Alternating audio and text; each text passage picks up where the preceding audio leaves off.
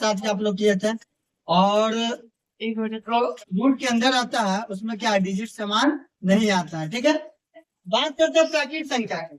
तो याद रखिएगा, प्राकृत संख्या एक से शुरू होने वाली गिनती की संख्या को क्या कहते हैं? प्राकृत संख्या कहते हैं। जो संख्या शुरू होगा कहाँ से? एक से, और कहाँ तक जाएगा? अनंत तक जाएगा, जिसका कोई अंत न हो उसे कहते हैं अनंत। इस संख्या को क्या कहते हैं? प्राकृत संख्या कहते हैं। ठीक है, अब क्या है? पूर्ण संख्या। तो पूर्ण संख्या एक प्राकृत संख्या है होगा, पूर्ण संख्या भी एक क्या है? प्राकृत संख्या। हाँ जी, एक चीज और याद रखिएगा, सबसे छोटा प्राकृत संख्या पूछता है बोर्ड एग्जाम में, क्या बताइएगा? सबसे छोटा प्राकृत संख्या ठीक है।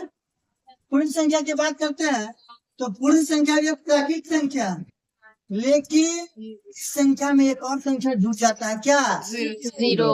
तो जिस संख्या की शुरुआत 0 से होकर अनंत तक जाती है, वैसी संख्या को संख्या कहते हैं। सबसे छोटी पूर्ण संख्या जीरो। और क्या प्राकृत संख्या पूर्ण संख्या हो सकती है? नहीं। हाँ, प्राकृत संख्या पूर्ण संख्या हो सकती है बाबा। पूर्ण संख्या प्राकृत संख्या हो सकता है, याद रखिएगा। एक प्राकृत संख्या पूर्ण संख्या हो सकती है, समझ गया ना? अब क्या है पूर्णांक संख्या? तो पूर्णांक संख्या किसे कहते हैं? पूर्णांक संख्या ऋणात्मक से लेकर धनात्मक तक के जो संख्या जाएगा उसको क्या कहते हैं? पूर्णांक संख्या कहते हैं। जिसकी शुरुआत माइनस इन्फिनिटी मतलब माइनस अनंत से शुरू होगा, फिर देखो यहाँ पर -2 -1 फिर 0 पर आएगा। तो ये सब जीरो के इधर वाला जो संख्या माइनस में गया है वो ऋणात्मक संख्या हुआ। क्या हुआ? ऋणात्मक संख्या। और जो इधर 0 के बाद फिर 1 2 3 अनंत करके गया वो धनात्मक संख्या है। इन सारी संख्या को क्या कहते हैं बाबा?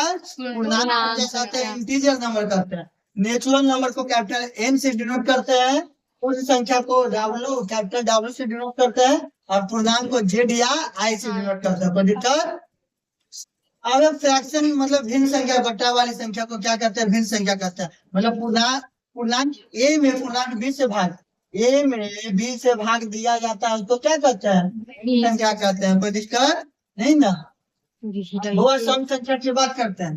तो सम संख्या की बात करते हैं जिस संख्या में 2 से भागा देने, जिस संख्या कोई भी संख्या है जिसमें आप 2 से भागा देते हैं वो कट जाता है, तो क्या कहलाता है वो? सम संख्या कहलाता है, मतलब पूरा भाग लग जाएगा। या फिर जिस संख्या के अंत में 0 आएगा, 2 आएगा, 4 आएगा, 6 आएगा, 8 आएगा, वैसे संख्या को क्या कहते हैं? पूर्ण संख्या, सम संख्या कहते हैं। जैसे 2 4 12 14 1400 1540, ठीक है, सब सम संख्या। फिर विषम संख्या की बात करते हैं, बहुप्राकृत संख्या जिसमें 2 से भाग देने पर पूरा नहीं करते। बहुप्राकृत संख्या जिसमें 2 से भाग देते हैं तो कट जाता है सम, जिसमें 2 से भाग देते हैं तो कटता नहीं, वो हो गया विषम। या फिर जिसके अंत में 1 आए, 3 आए, 5 आए, 7 आए, 9 आए, वैसे संख्या को क्या कहते हैं? विषम संख्या। सबसे छोटी सम संख्या कौन है बउआ? वो है 2 है जी, सबसे छोटी सम संख्या। याद रखिएगा बच्चा, सम संख्या को हमेशा 2m के रूप में लिखते हैं। किसके रूप में लिखते हैं? 2m के रूप में। और m क्या हो जाती है? पूर्णांक हो जाती है। m क्या है? पूर्णांक। और विषम संख्या को 2m + 1 के रूप में लिखते हैं, 2m + 1 के रूप में। और m क्या है? इसमें भी पूर्णांक। कोई दिक्कत नहीं ना? अब तो ये सारी संख्या को मिलाकर, ये जितना भी आप लोग संख्या पढ़े, भाग पढ़े, अभाज्य पढ़े, भाज्य संख्या सबको पता है ना? वह संख्या जिसके 2 या 2 से अधिक खंड हो, वह संख्या जिसके 2 या 2 से अधिक खंड हो। जैसे देखिए सबसे छोटा भाज्य संख्या क्या हो जाता है? 4। 4 1 से भी करता है, 2 से भी। याद रखिएगा भाज्य संख्या। वैसी संख्या जिसका 2 या 2 से अधिक हो, इसका काम 2 या 2 से जैसे 4 हो गया, 6 हो गया, तब क्या भाज्य संख्या? सबसे छोटा भाज्य संख्या 4।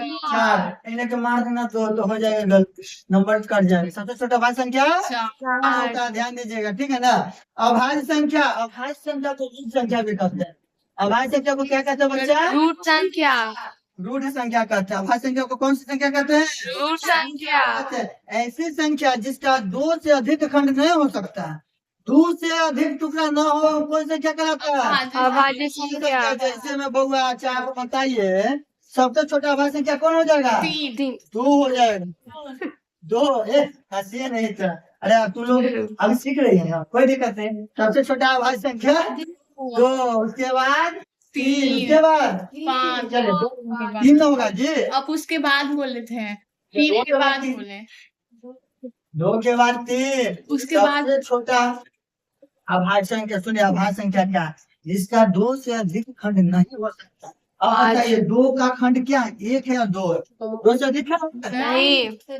3 का खंड 1 और 3 है ना जी।